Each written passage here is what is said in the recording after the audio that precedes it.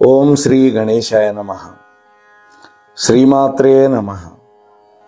శివాయ గురవే నమః. శ్రీకృష్ణ పరబ్రహ్మణే నమః. శ్రీరామాయ నమః.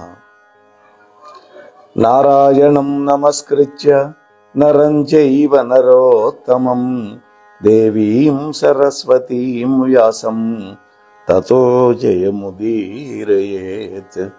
సచ్చిదానందరూపాయ విశ్వోత్పత్యాదిహేతవే తాపత్రయ వినాశాయ శ్రీకృష్ణాయ వయం నమః.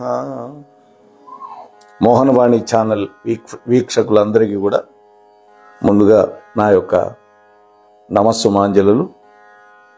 ఈ రోజున బృందావనంలో ఉన్నటువంటి గోవర్ధనగిరికి ఆంజనేయ స్వామి చేసినటువంటి మహా ఉపకారం ఏమిటి అనేటువంటి విషయాన్ని చెప్పుకుందాం.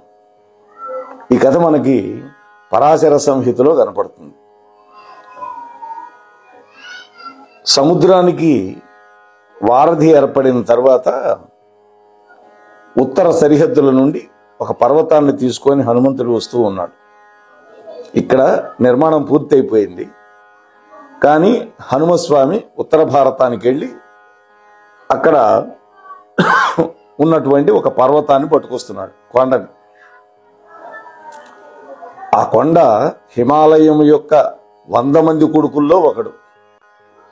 హిమాలయానికి 100 మంది కొడుకులు, ఒక కూతురు పార్వతీదేవి అని అందరికీ తెలుసు. దాంట్లో మైనాకుడు కూడా ఒకడు. ఆ మైనాకుడే శ్రీమద్ రామాయణ కాలంలో హనుమంతుల వారికి ఆతిథ్యం ఇవ్వడానికి పైకి వచ్చాడు, సముద్రుడి యొక్క కోరిక మేరకి. ఈ వారధి నిర్మాణం ఇక్కడ పూర్తి అయిపోయింది. కానీ హనుమకు తెలియదు. ఆయన ఆయన మహాబలవంతుడు, వేగవంతుడు కాబట్టి హిమాలయ పర్వతాల దగ్గర నుంచి ఒక కొండను పట్టుకొని వస్తున్నాడు. ఆ కొండ పేరే గోవర్ధనుడు. ఆయన ఇంద్రప్రస్థం నుండి కొద్ది దూరం వచ్చేసరికి సేతు నిర్మాణం పూర్తయిందని కొంతమంది ఎదురొచ్చి చెప్పారు. అంటే రామచంద్ర ప్రభు ఆజ్ఞాపించాడు, ఎవ్వరూ ఏ రాళ్ళు తేవద్దు, ఏ కొండలు తేవద్దు, ఎక్కడవక్కడే పెట్టేయండి. అంటే మార్గ మధ్యంలోనైనా వాటిని ఉంచేసేయండి, మళ్ళీ తీసుకొచ్చిన చోటకి వెళ్ళక్కర్లేదు. మీరు ఎక్కడైతే ఉంటారో ఈ వార్త తెలిసేసరికి అక్కడ పెట్టేసి వచ్చేయండి అని. ఇది రాముడి యొక్క సందేశం. అప్పుడు హనుమంతుడు అనుకున్నాడు, రామాజ్ఞ అయింది, ఇక తేవద్దన్నాడు కాబట్టి ఇప్పుడు నేను తీసుకువెళ్ళేటటువంటి ఈ గోవర్ధన పర్వతాన్ని ఎందుకు తీసుకెళ్ళాలి, దీనివల్ల ప్రయోజనం ఏంటి అని అనుకుంటూ హనుమంతుడు ఆ పర్వతాన్ని అక్కడే పెట్టాడు, ఆ బృందావన ప్రాంతంలో. కానీ అది సాధారణ పర్వతం కాదు కదా. వెంటనే దాని యొక్క ఆత్మ ప్రకటితమై, ఓ భక్తరాజా, ఎన్నో కొండలు, ఎన్నో బండలు, ఎన్నో రాళ్ళు రాముడి యొక్క పాదస్పర్శకి, రాముడి యొక్క సేవలో పునీతమయ్యేటటువంటి వానరుల యొక్క పాదస్పర్శకి నోచుకున్నాయి కదా. నేను చేసిన అపరాధం ఏంటి స్వామి? మీ యొక్క అమృతమయమైనటువంటి కర్మల యొక్క స్పర్శను పొంది కూడా నేను భగవత్ సేవలో ఉపయోగపడకుండా పోతున్నానే. ఏమిటి నేను చేసుకున్న పాపం? నన్ను మాత్రం ఇక్కడ విడిచిపెట్టద్దు, దయచేసి నన్ను రామసేవ కోసం అంకితం చెయ్యి. భగవంతుడి యొక్క సమీపానికి తీసుకువెళ్ళు. ఆ రామచంద్రమూర్తి యొక్క చరణార విందాల వద్ద నన్ను ఉంచు, నేను ఆయన్ని ప్రార్థిస్తాను. అప్పుడు నేను కూడా ఆ సేతువు నిర్మాణంలో పాలు పంచుకుంటాను అని ఎంతో దీనంగా బతిమిలాడుకున్నాడు.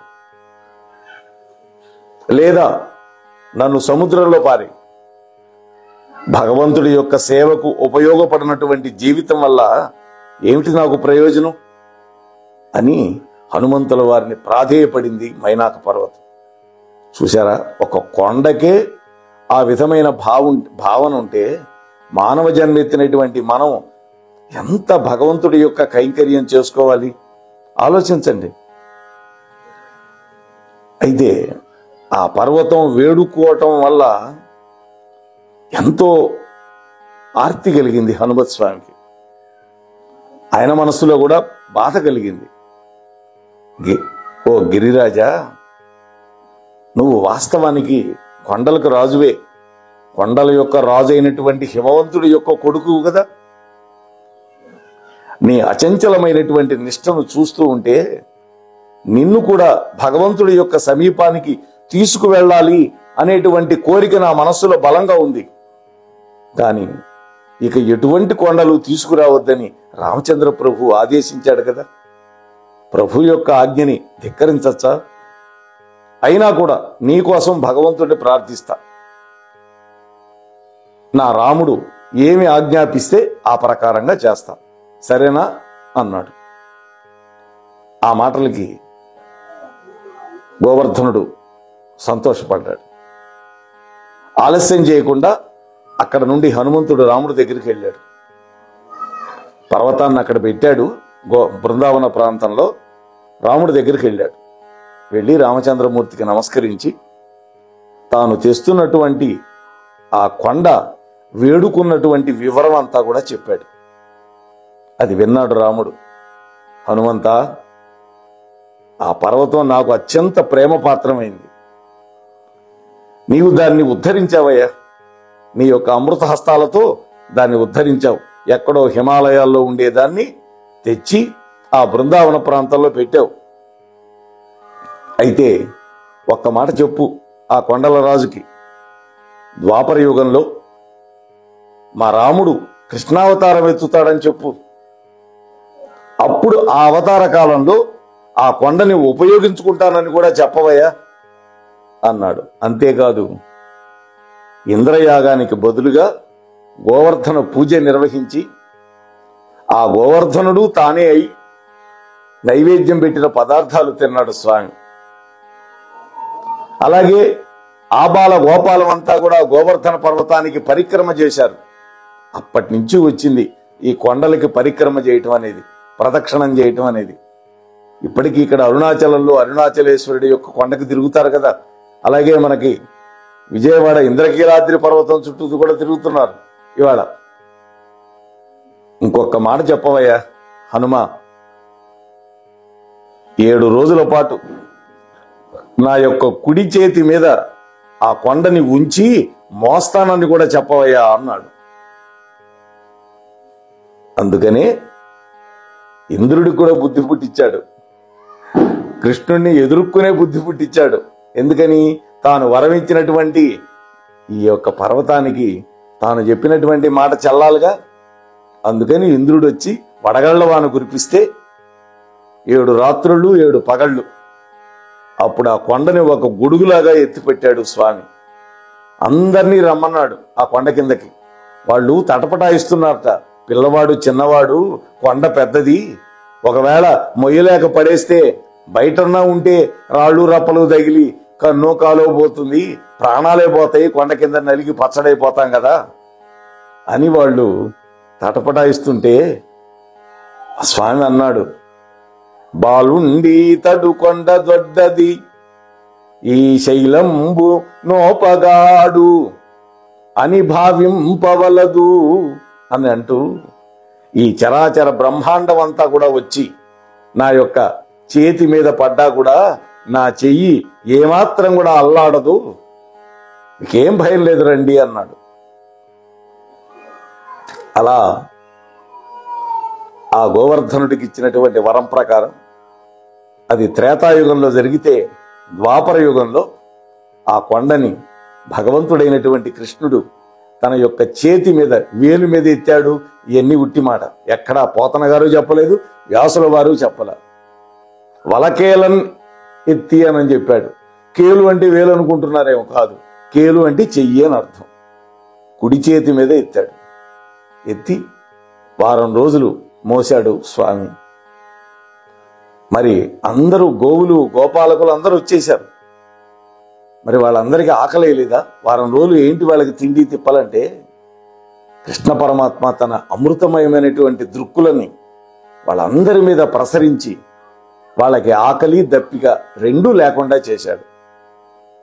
అది కదా భగవంతుడి యొక్క అవ్యాజమైనటువంటి ప్రేమ అంటే. ఆ విధంగా ఆ గోవర్ధన పర్వతాన్ని శ్రీకృష్ణ పరమాత్మ అద్భుతంగా తన ఇచ్చినటువంటి మాట నిలబెట్టుకొని వారం రోజుల పాటు కొండని ఎత్తి కొండ కింద ఆవులని, ఆవు దూడలని, గోపాలకులని అందరినీ కూడా ఉంచి కాపాడాడే. స్వామి ఎప్పుడు కూడా భక్త సులభుడు. స్వామి మాట ఇచ్చాడంటే దక్కుతుంది. గోవర్ధన పర్వతానికి ఇంత అదృష్టం పట్టడానికి 2 కారణాలు చెబుతారు. ఒకటి, పరమాత్ముడి యొక్క సేవకి నా యొక్క దేహం ఉపయోగపడలేదే, దీన్ని సముద్రంలో పారే అన్నాడు. అంటే భగవంతుడు సేవకు ఉపయోగపడినటువంటి మన శరీరం వృథా అని భావించాడు. అది గమనించాడు, భావం పట్టుకున్నాడు స్వామి. భావగ్రాహి జనార్దన కదా. అందుకని స్వామి మహదానందపడిపోయినాడు. 2వ పాయింట్, రాముడి యొక్క భక్తుడైనటువంటి హనుమంతుడి యొక్క కరస్పర్శకు నోచుకున్నాడు. అది కూడా అతనికి మహద్భాగ్యాన్ని తెచ్చిపెట్టింది. అంటే భగవంతుడికి సేవ చేసేటటువంటి భగవద్భక్తులకు గనక సేవ చేస్తే భగవంతుడు మరింత సంతోషపడతాడు.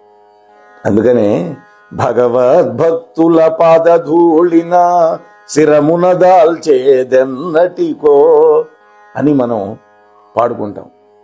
ఇక్కడ రామాయణంలో కూడా రామచంద్రమూర్తి భగవంతుడైతే లక్ష్మణస్వామి భగవద్భక్తుడు.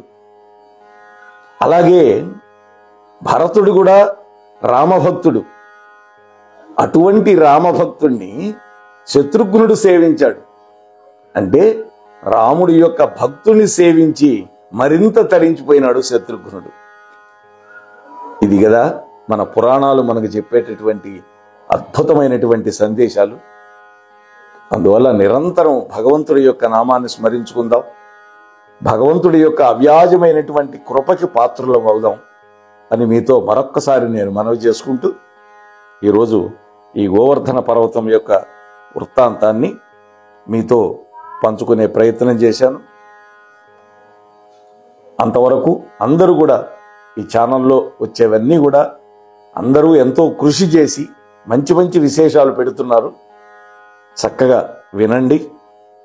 భగవంతుడి యొక్క కృపకి పాత్రులు కండి.